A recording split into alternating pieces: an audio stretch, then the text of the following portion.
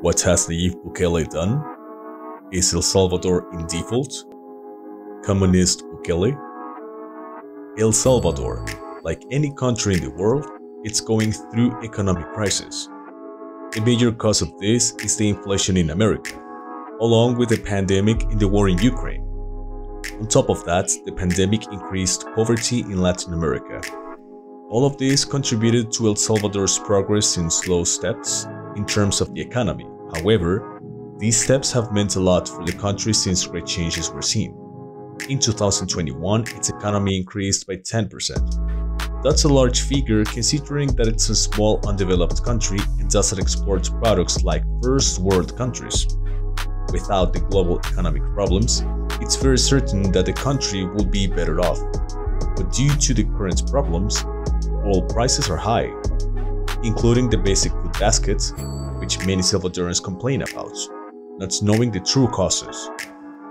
If so, education, employment reforms, and exports of products made by Salvadorians haven't stopped being implemented.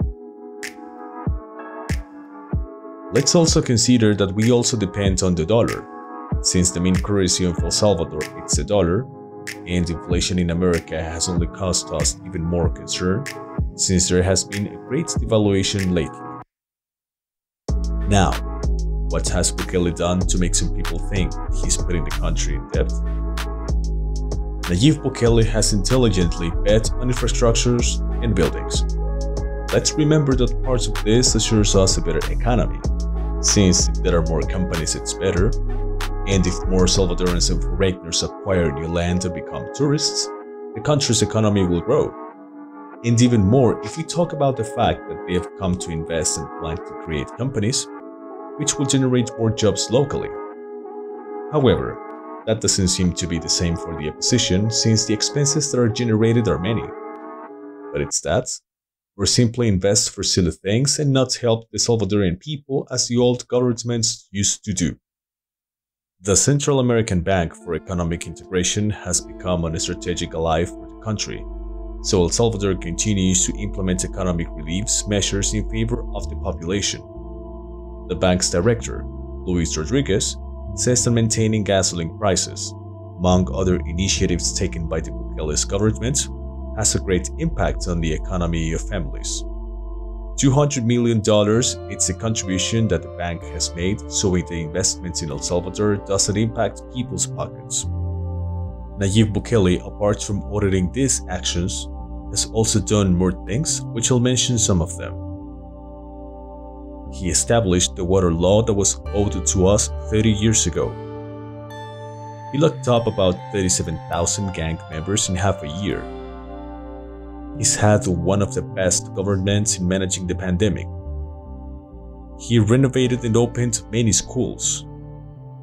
He ensured women gave birth in legal conditions. He renovated the hospital network. It was literally rotten, and did the same thing again, but to aqueduct system. Secure a new European-level stadium, which will begin its construction this coming September. He ordered the new construction of one of the best libraries in Latin America. He created implementation strategies for tourism.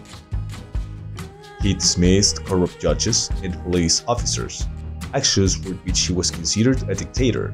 However, though, it doesn't make any sense since knowing that he did the right thing and what the majority of the population wanted.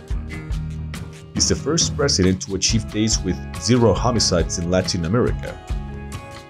He gave laptops and tablets with very good quality and renewed to students, which will be continued to be renewed. He changed the laws so gang members can now stay in prison up to 45 years or more. He ordered to build a huge prison to fit all the gang members. Since he assumed the presidency, he took away all the benefits that gang members have had due to previous governments.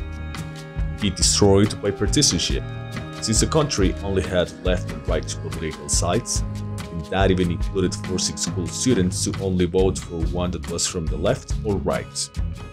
The economy of El Salvador improved. He provided houses to the most needy people. Bukele also raises social reintegration. He completely renovated the international airport, making it the best in Central America. Created a national ultra-low-cost airline. Low gasoline prices are the lowest in Central America and, as they say, also in Latin America. The emergency regime, which has clearly delivered impressive security results. He improved laws of the country regarding criminal punishments. He donates scholarships from his salary. Veterinary hospitals with Bitcoin's earnings. I could go on mentioning many more things that he has done in just 3 years of government and those that he's going to do as well, but the video will be very long. However, let's jump to the other question. Is Bukele a communist? As I already mentioned in a video, he is not. But even though it's said that he's not, even though it's known that he's on the center, that he's neither left nor right, there are still some people who believes that he's another like Castro or Maduro or Hugo Chavez, since there are times where he looks like he leans more to the left and other times more to the right. But neither of them have anything to do with him. I'll explain it in this way. Just saying that just because he wants his country to be independent or lean a little more to the left in certain aspects doesn't mean that he should be compared to Hugo Chavez or that they are alike. That is comparing someone from the left, for example, with someone who has the worst on the left, but not comparing it to someone from the left who was very good as president. It's simply absurd. It's a very common and irrational attack that those in the opposition carry out. That argument, it's like saying a woman just because he dresses sexy is a prostitute. They have no comparison. They are different countries, with different contexts, different stories, different political structures, different economic structures, different ideologies, different dependencies with America, etc. Hugo Chavez was very ignorant. He didn't even know how to invest in his country, while Bukele has not even made the huge mistake that Hugo Chavez made in expropriating companies. I will say reality again. Bukele is from the center. That's actually the ideological future that awaits us, since he's how he thinks a young man who breaks paradigms and not only from the left or right. Bukele brought hope to El Salvador, while Maduro brought only sadness to Venezuela. El Salvador is not in default. That's a lie from El País, El Faro, Infobay, and all those pseudo-tabloid journalisms. What Bukele has done is buy bitcoins. You have them as reserves, and by the time he invests again, the country will earn much more. Besides, El Salvador cannot be bankrupt just for having bought bitcoins, which compared to all the money that the government and the country earn, it's not much.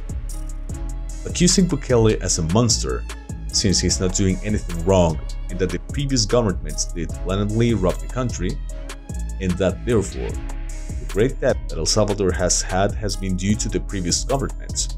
It's very absurd to accuse him to being a monster. El Salvador has had a large debt, but not because of Bukele, but because of the previous governments, who instead of investing for the benefit of the country, only invested for themselves and stole from us, and also gave the benefits to gang members. The statistics speak for themselves now. It clearly shows that El Salvador has improved.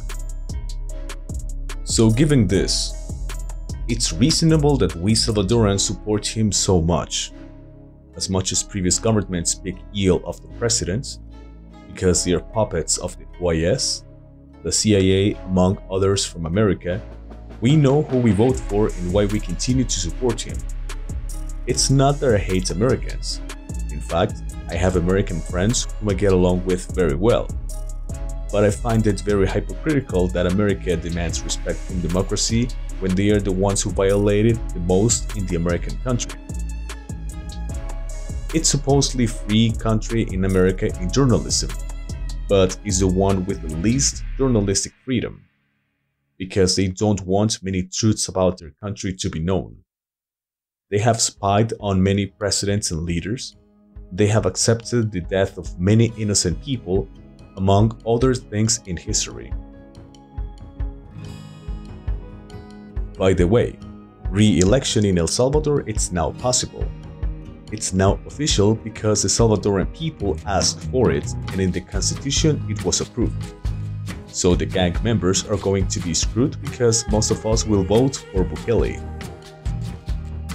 Contrary to what the media has been saying all this time, El Salvador has enough liquidity, not only to pay all of its commitments when they come due, but also to buy all of its own debt until 2025 in advance, said Nayib Bukele in a tweet. Following that, he also said, "And we'll do it at the market price," understanding that the market price will probably go up once we start buying all the available bonds. The purchase operation will begin in 6 weeks, the time it takes to present all the paperwork.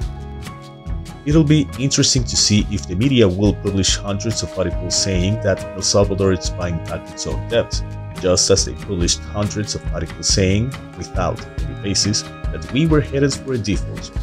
The value of El Salvador bonds soared after President Nayib Bukele's announcement of the repurchase of El Salvador's debt, which means that when buying their debt, it doesn't fall into default because the amount is already insured and only the installments are paid, since they are for a set term.